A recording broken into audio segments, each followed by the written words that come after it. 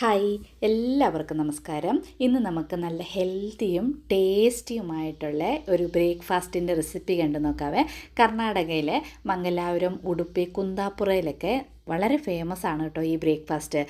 ഇതിന് ഇവിടെ തുളുവിൽ പുണ്ടി ഗസി എന്ന് പറയും. പുണ്ടി എന്ന് പറഞ്ഞാൽ നമ്മൾ ഉണ്ട ഉരുട്ടി കോഴിക്കട്ടയൊക്കെ പുഴുങ്ങുമല്ലോ, അതിന് പുണ്ടി എന്ന് പറയും. ഗസി എന്ന് പറഞ്ഞിട്ടുണ്ടെങ്കിൽ കുറച്ച് നമ്മുടെ ചമ്മന്തിയല്ല, അതുപോലൊരു മസാലയൊക്കെ അരച്ചിട്ടൊരു സാമ്പാറും അല്ലാത്തൊരു കറിക്കാണ് ഗസി എന്ന് പറയുന്നത്. ഞാനിപ്പം നിങ്ങളുടെ ഈ കോംബോ റെസിപ്പിയാണ് കാണിക്കുന്നത്. പുണ്ടി ഗസി, നമ്മുടെ കോഴിക്കട്ടയും അതിന് നല്ല സൂപ്പർ ടേസ്റ്റി ആയിട്ടുള്ള വെജിറ്റബിൾസ് ഒന്നും വേണ്ട, നമുക്ക് പെട്ടെന്ന് തന്നെ ചെയ്തെടുക്കാൻ പറ്റിയ അടിപൊളി ഒരു കറിയുടെ റെസിപ്പിയും കൂടെ കാണിക്കുന്നുണ്ട്. അപ്പോൾ വീഡിയോ സ്കിപ്പ് ചെയ്യാതെ കാണണേ. കണ്ടുകൊണ്ടിരിക്കുമ്പോൾ ഇഷ്ടപ്പെട്ടാൽ ലൈക്ക് ചെയ്യാനും ഷെയർ ചെയ്യാനും അതുപോലെ സപ്പോർട്ട് ചെയ്യാനും മറക്കരുത്. അപ്പോൾ നമുക്ക് ഈ പലഹാരം തയ്യാറാക്കാൻ എങ്ങനെയാണെന്ന് കണ്ടു നോക്കാം. ആദ്യം തന്നെ നമ്മൾ ചോറ് വെക്കുന്ന മട്ട അരി ഉണ്ടല്ലോ, ആ അരി എടുക്കണം. ഞാനിപ്പോൾ ഒരു 2 കപ്പ് അരി എടുത്തിട്ടുണ്ട്. നമുക്ക് എത്രത്തോളം വേണോ അത്ര എടുത്താൽ മതി. ഞാനിപ്പോൾ 2 കപ്പ് അരി എടുത്തിട്ടുണ്ട്. ഇത് നന്നായിട്ടൊരു 2-3 പ്രാവശ്യം കഴുകി നമുക്കിത് കുതിർക്കാനായിട്ട് ഇടാം. അപ്പോൾ ഒരു 6 തൊട്ട് 7 മണിക്കൂർ കുതിർക്കണം. മട്ടാരി ആയ കാരണം കുതിരാൻ കുറച്ച് സമയമെടുക്കും. ഇതുപോലെ തന്നെ നമുക്ക് റേഷൻ കടയിൽ നിന്ന് കിട്ടുന്ന പുഴുക്കലരി കൊണ്ടും നമുക്ക് ചെയ്യാവുന്നതാണ്. അപ്പോൾ ഞാനിവിടെ അരിയൊക്കെ നന്നായിട്ട് കുതിർത്തെടുത്തിട്ടുണ്ട്. ഇനി ചിരകിയ തേങ്ങ കൂടെ വേണം. ഇപ്പോൾ രാവിലെ ബ്രേക്ക്ഫാസ്റ്റിനാണെങ്കിൽ രാത്രി തന്നെ നമുക്ക് അരി കുതിർക്കാനിടാം. നേരം ഉണ്ടെങ്കിൽ അന്നേരം തന്നെ കുറച്ച് തേങ്ങയൊക്കെ ചിരകി ഒരു എയർ ടൈറ്റ് കണ്ടെയ്നറിലാക്കി ഫ്രിഡ്ജിൽ വയ്ക്കുവാണെങ്കിൽ നമുക്ക് രാവിലെ എളുപ്പമാകും. ഞാനിപ്പോൾ രാവിലെ ബ്രേക്ക്ഫാസ്റ്റിനാണ് തയ്യാറാക്കുന്നത്. അപ്പോൾ ഇന്നലെ രാത്രി തന്നെ അരി കുതിർക്കാനിട്ടിരുന്നു, തേങ്ങയും ചെരുകി ഫ്രിഡ്ജിൽ വെച്ചിരുന്നു. അപ്പോൾ രാവിലെ ആയപ്പം അരിയൊക്കെ നന്നായിട്ട് കുതിർത്തുന്നുണ്ട്. ഒന്ന് 2-3 പ്രാവശ്യം കൂടെ കഴുകി അരിനെ നമുക്കൊരു മിക്സിയുടെ ജാറിലേക്ക് ഇട്ട് കൊടുക്കാം. അതിൻ്റെ കൂടെ തന്നെ തേങ്ങയും കൂടെ ചേർത്ത് കൊടുക്കാം. തേങ്ങ ചേർത്താൽ നല്ല ടേസ്റ്റ് ആയിരിക്കും കേട്ടോ.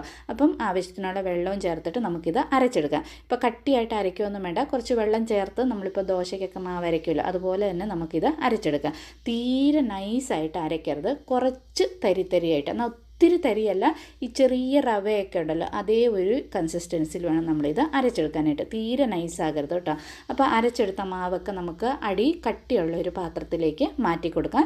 ഇനി മിക്സിയുടെ ജാറൊക്കെ ഒന്ന് കഴുകി കുറച്ച് വെള്ളം കൂടെ ചേർത്ത് കൊടുക്കാം. ഇനി ഞാൻ 1 ഗ്ലാസ് വെള്ളം കൂടി ഇതിലേക്ക് ചേർത്ത് കൊടുക്കുന്നുണ്ട്. അപ്പോൾ നമ്മൾ ഒരു നീർദോശയ്ക്കൊക്കെ മാവ് നമ്മൾ മിക്സ് ചെയ്യുമല്ലോ, ആ ഒരു അളവിൽ വേണം ഇത് നമ്മൾ മിക്സ് ചെയ്യാനായിട്ട്. കുറച്ച് വെള്ളം കൂടിയാലും കുഴപ്പമില്ല. ഞാനിപ്പം ഇതുപോലത്തെ ഒരു ഗ്ലാസ്സിന് 2 ഗ്ലാസ് വെള്ളം ചേർത്ത് കൊടുത്തിട്ടുണ്ട്.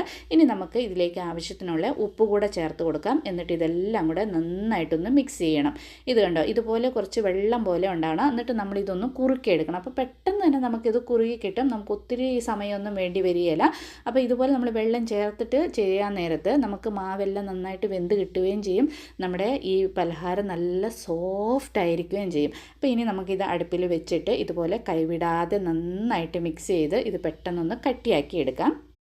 അധികം നേരമൊന്നും എടുക്കില്ല. നമ്മളിത് സ്റ്റൗവിൽ വെച്ചൊന്ന് തിളച്ച് കഴിഞ്ഞാൽ പെട്ടെന്ന് തന്നെ നമുക്കിതൊന്ന് കട്ടിയായി കിട്ടും. അപ്പോൾ കൈവിടാതെ ഇതുപോലെ നന്നായിട്ട് നമ്മൾ ഇളക്കിക്കൊണ്ടിരിക്കണം, അടി പിടിക്കാതെ ശ്രദ്ധിക്കണം. ഇത് നമ്മൾ ഒട്ടും തന്നെ എണ്ണയൊന്നും ചേർക്കാതെ തയ്യാറാക്കുന്ന ഒരു പലഹാരമാണ്. അപ്പോൾ നല്ല ടേസ്റ്റുമാണ്, അതുപോലെ തന്നെ നല്ല ഹെൽത്തിയുമാണ്.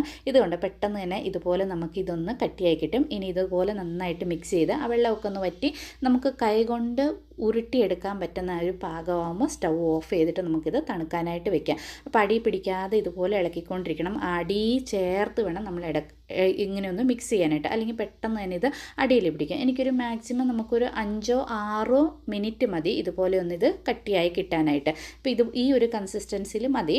ഇനി നമുക്കിത് സ്റ്റവിൽ നിന്ന് മാറ്റി വെച്ച് തണുത്ത് കഴിയുമ്പോൾ കുറച്ചുകൂടെ കട്ടിയാകും. അപ്പോൾ നമുക്ക് നന്നായിട്ട് ഇത് ഉരുട്ടിയെടുക്കാൻ പറ്റും. ഇതൊന്ന് തണുത്ത് കിട്ടട്ടെ. ആ സമയം കൊണ്ട് നമുക്കിതിനുള്ള കറി തയ്യാറാക്കാം.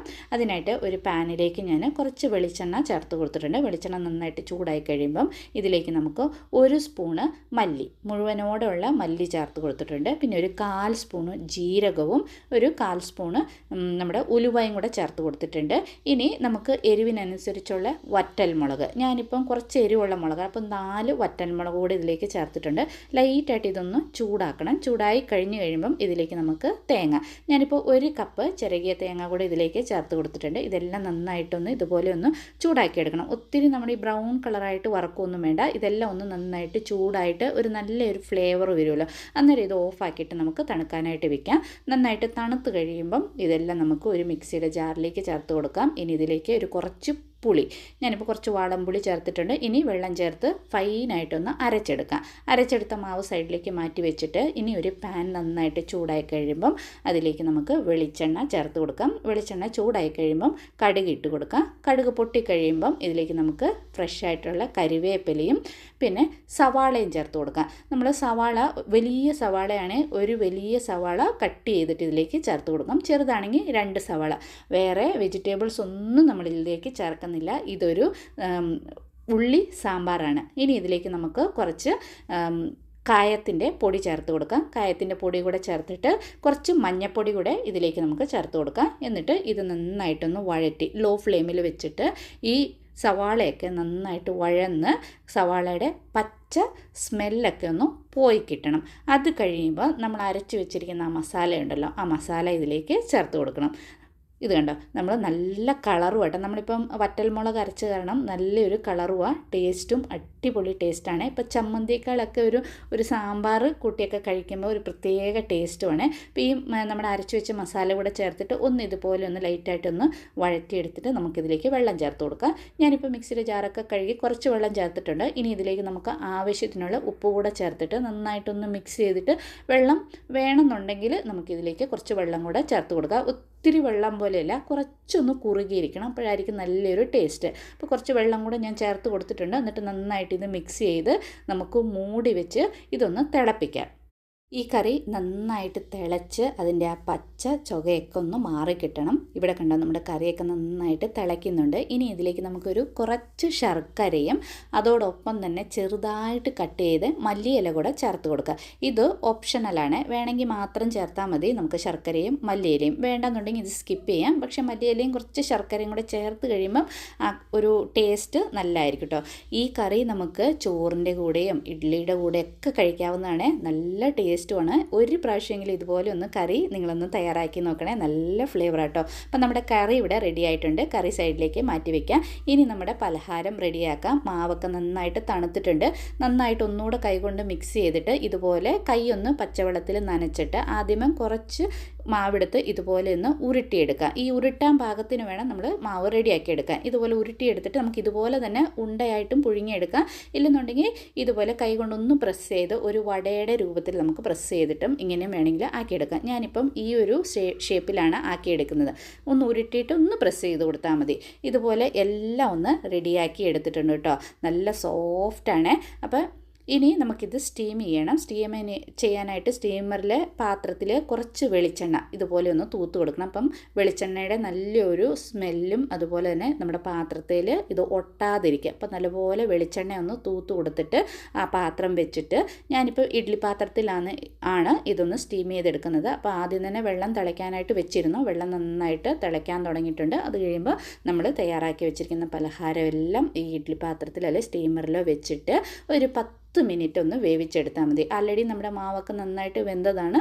10 മിനിറ്റ് ഒന്ന് സ്റ്റീം ചെയ്ത് കഴിഞ്ഞാൽ അടിപൊളിയായിട്ടുള്ള നമ്മുടെ സൂപ്പർ ടേസ്റ്റിയും ഹെൽത്തിയുമായിട്ടുള്ള ബ്രേക്ക്ഫാസ്റ്റ് ഇവിടെ റെഡി ആയിട്ടുണ്ട്.